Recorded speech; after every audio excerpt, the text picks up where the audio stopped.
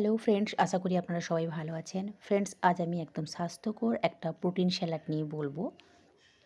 এই স্যালাড বানানোর জন্য আমি কিছুটা শসা কুচি নিয়েছি এবং সেই সঙ্গে কিছুটা পাকা টমেটো কুচি নিয়েছি, আর কিছুটা পরিমাণ আমি গাজর কুচি নিয়েছি, যেখান থেকে কিন্তু আপনি প্রচুর পরিমাণে ভিটামিনস পেয়ে যাবেন। এবং সেই সঙ্গে ধনে পাতা কুচি কিছুটা নিয়েছি, আরও সেই সঙ্গে যোগ করেছি আমি কাঁচা লঙ্কা, ক্যাপসিকাম।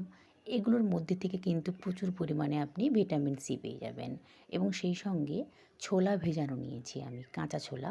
এখান থেকে কিন্তু আপনি পর্যাপ্ত পরিমাণে প্রোটিন পেয়ে যাবেন। এবং সেই সঙ্গে আমি আলমন্ড ভেজানো নিয়েছি, যেখান থেকেও কিন্তু আপনি প্রচুর পরিমাণে প্রোটিন পেয়ে যাবেন এবং অন্যান্য অনেক ভিটামিনস রয়েছে এই ছোলা আলমন্ডের মধ্যে।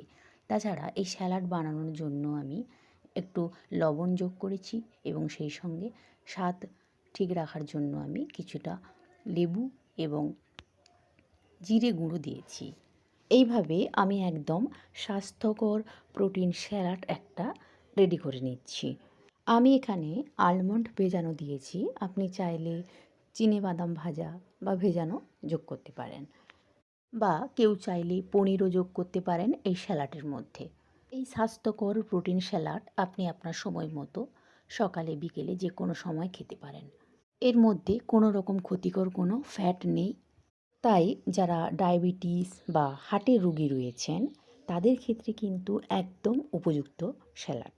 তাছাড়া প্রায় সবাই এই ধরনের স্যালাড বানিয়ে খেতে পারেন, অন্য কোনো শারীরিক সমস্যা না থাকলে।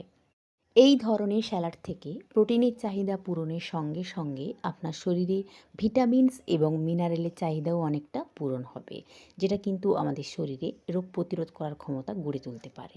এখানে ভিটামিন সি রয়েছে প্রচুর পরিমাণে, তাই ইমিউনিটি পাওয়ার ঠিক রাখতে হলে এই ধরনের স্যালাড খেতে পারেন।